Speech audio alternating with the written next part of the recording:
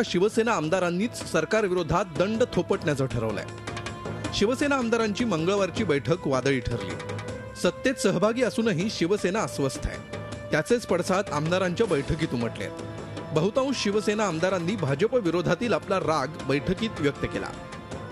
संपूर्ण कर्जमाफीच्या मागणीला पाठिंबा देण्याचा, भाजपच्या मंत्र्यांचे घोटाळे अधिवेशनात बाहेर काढण्याचा इशारा देतानाच मतदारसंघात त्रास देण्यासाठी विशिष्ट अधिकाऱ्यांच्या नियुक्त्या केल्याची शिवसेना आमदारांची तक्रार आहे। शिवसेनेच्या राज्यमंत्र्यांना अद्याप अधिकार नसल्यामुळे राज्यमंत्री नाराज आहेत। आपली कामं अडवली जात असल्याची तक्रार मुंबईतल्या शिवसेना आमदारांनी केली।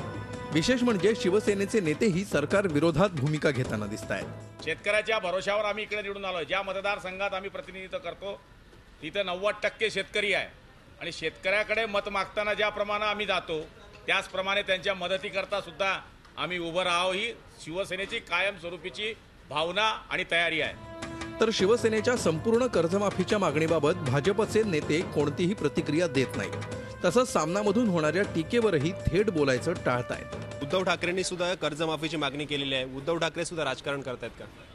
उद्धव ठाकरेंनी सामनामधून मागणी केलं असं आहे। उद्धव ठाकरे ज्यावेळेस सामनामधून बोलतात किंवा लिहितात तर ते एक पत्रकार म्हणून लिहित असतात। तो आज प्रत्यक्ष त्यांनी नाशिकमध्ये बोलताना ही मागणी केलेली आहे, म्हणजे आज त्यांच्या तोंडून ही मागणी आली। चला आता जय हिंद जय महाराष्ट्र। शिवसेनेच्या भूमिकेमुळे कर्जमाफीच्या मुद्द्यावर सर्व बाजूनं भाजपची आणि मुख्यमंत्र्यांची कोंडी होणार असं दिसतंय। सत्तेत असूनही शिवसेना सरकार विरोधात भूमिका घेताना दिसत आहे। आतापर्यंत सामनाच्या माध्यमातून सरकारवर टीका करणाऱ्या शिवसेना पक्षाचे आमदार आता प्रत्यक्ष अधिवेशनात सरकार विरोधात बोलणार आहेत। यामुळे भाजप या अधिवेशनात एकाकी पडणार आहे आणि एकाकी पडलेल्या भाजपला सामना करावा लागणार आहे तो काँग्रेस राष्ट्रवादी काँग्रेसबरोबर स्वतःचा मित्रपक्ष असलेला शिवसेनेचा।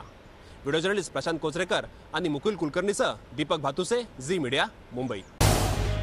झी 24 तास रहा एक पाऊल पुढे।